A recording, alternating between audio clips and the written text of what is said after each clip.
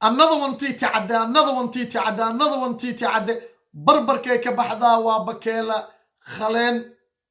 madaxda maana koobiyay marxuum meema maamule mudane maxamed faarax meel ku sheeg xamdi xabuuba xamdi shariif nuur oo loo yaqaan xamdi xabuuba gabadhii kasoo muuqan jirtay wadajir media show ee furfurashadeeda ahayd salaamullaahi calaykum marka gabadhaasiyaan rabaa meelay ka baxday in la iisoo ogaado ayadaan baafinayaa maanta haddaan tolnahay haddaan qaraabanahay haddee soomaalinimo jirto fideogan sheer gareeya intaas ku asxaan fala siday xamdi xabuuba u aragto salaamullaahi calaykum waraxmatullaahi tacaala wabarakaatu daawadayaal meeshaad naga daawanaysan waa wadajir media show waa anigoo ah xamdi shariif nuur xamdi xabuuba tiim xabuuba assalaamu calaykum waraxmatullaahi tacaala wabarakaatu hero is back kusoo dhawow tiiti cadde channel haddii aad ku cusub tahay youtube channelkan ama ay ku tahay markaagii koowaad oo aad soo booqato please subscribe saar channelka gambaleelka yarka u furo fideogana like saar aad iyo aad u mahadsan tahay kuna soo dhawow muuqaal cusub muuqaalkan waxaan uga hadli doonaa waxyaalo badan oo kala duwan balse muhiimadiisa ugu weyn waxaan uga hadli doonaa xaggee ka baxday maxaa ku dhacay gabadhii wadajir media show xamdi shariif nuur oo loo yaqaano xamdi xabuuba ayaan rabaa inaan waxyar taataabto inta aanan taataawanin waxaan rabaa inaan halkan ugu mahad celiyo dhammaan asxaabta ku xiran tiiti cadde channel meel walbo ay dunida ka joogaan waxaan leeyahay dadka ila soo xiriiray oo isoo salaamay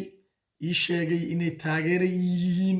i dhegeysiiyey qaar ka mida fideoyadeeda inay daawanayaan codkeyga i dhegeysiiyey qaarkood qoraale ii soo diray qaarkood telefoonka iga soo wacay america faransiiska ingiriiska soomaaliya kenya dhammaantiin waxaan leeyahay aada u mahadsantihiin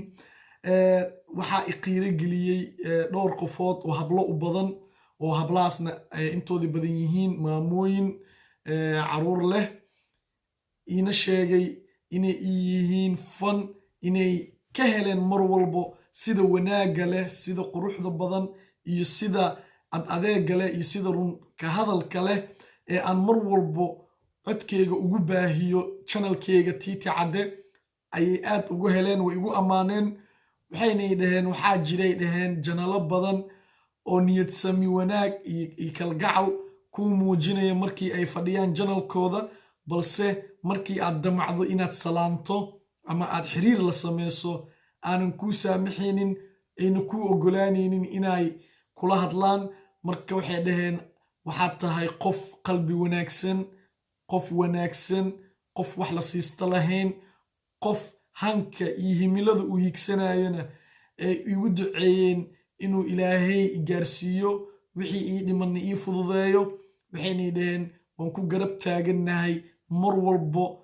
fideoyadaada inaan daawano laagna kuu saarno sheerna dhahno aad iyo aad ayaan isugu taxluujinayay dhaheen ayagoo meelo kala duwan joogo marka way mahadsan yihiin ayagana taasna aad bay ii farxad gelisay in ay dad i taageerayo oo iga helay oo wanaagayga jecel oo horumarkeyga jecel oo i dhahayo wax kaa wanaagsan maanan soo arkin taas waxay ii tahay wax wanaagsan oo aan sameeyey waxaan ogaanaa in aan wax badan oo wanaagsan aan sameeyey maadaama dadka waa ilaalo lagu dirsanin dadka maadaama ay caddeeyeen inaan ahay qof wanaagsan oo ka wanaagsan dhammaan asxaabta kale ay ku xiran yihiin taas waxay ii tahay farxad weyn intaasi ii sheegtayna waxaan leeyahay aada u mahadsantihiin intii isoo salaantayna waxaan leeyahay malaa'igtaa idin salaanto waxaad tihiin idinkuna dad wanaagsan maxaa yeelay horaan u sheegay anigu janalkeyga waxaa ku xiran dad wanaagsan dad qalbiyo nadiif leh waxa iga maqan waa dhibaato oo keliya waxa ila joogana waa dadkii wacwacnaa waa dadkii wanaagsanaa ee dhabka ahayd daawashada fikir wanaagsan waa ogtihiin anigu lama joogaan reer subscribe isaar ilaahay dartiis iyo reer like isaar ilaahay dartiis weligee 100 like ma gaarin anigu asxaabteeda ka mid ma aha kuwaas mana arkin weli waxaan leeyahay haddaa ii imaarabtiinne cod ayaan idinka rabaaye afkaar maahee anigu subscribe ii saar ii like ii saar inaad commentigeyga igu soo qortiin ima farxad gelinayso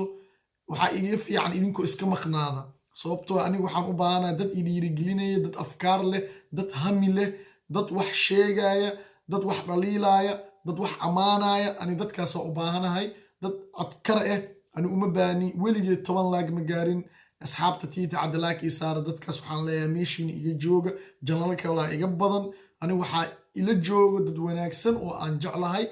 aniga muhiim iima aha 60 kun oo qof oo idaawata oo aan afkaar lahayn waxaa iiga wanaagsan 15 qofood oo afkaar leh oo dadnimo leh oo janalkeyga daawata ayaa muhiim ii ah waana mahadsantihiin ayaan idin leeyahay 1,000 jeer ogowse waxa keliya ee aad cod ku leedahay waa janalka tiiti cadde waa qofka keliya oo adiga ku tixgelinaya waa tiiti cadde waa qofka keliya aanan isla weyni kuu muujinaynin waa tiiti cadde haddii aad tahay qof yar iyo haddii aad tahay qof weyn wuxuu ku leeyahay qalbi furan ku soo dhawow afkaartaadan waan soo dhaweynayaa taladaadan waan soo dhaweynayaa codsigaagana waan soo dhaweynayaa wax kasto oo aniga aan awoodane waan kula qaban doonaa maxaa yeelay adigaan wax kugu ahay haddii aan adiga fikirkaaga dhegaysanin aniga waxba mana qanahay marka barnaamijkaas qaybtaas intaas ugu soo haraa qaybtan kalaan u galaa waxaan ayaamahan ama baryahanba aan la ahay xamdi shariif nuur oo loo yaqaano xamdi xabuuba oo aan in muddo ah ku xirnaa janalkeeda wadajir media show oo aan mar ka soo muuqday istuudiyaha wadajir media show anigoo ku sugan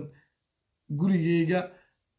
anoo ku hadlaya codka wadajir mediana aan maalin ka soo muuqday gabadhaasi maalmahan maanan arkin ugu yaraan week aan la ahay ilan waxaa ii saaran channelkeeda subscribe waxaa ii furan gambaleelka balse maalmahan xamdi shariif nuur ma ka soo muuqato oo ma aan arkin marka ma xanuunsan tahay wax ii sheegay ma laha dhibaato kale maa jirto shaqo joojin miyaa lagu sameeyey aniga intaasoo dhan ma ogi laakiin waxaan rabaa oo halkan aan rabaa inaan ka baafiyo gabadhii xamdi xabuuba ahayd cid alle ciddii taqaan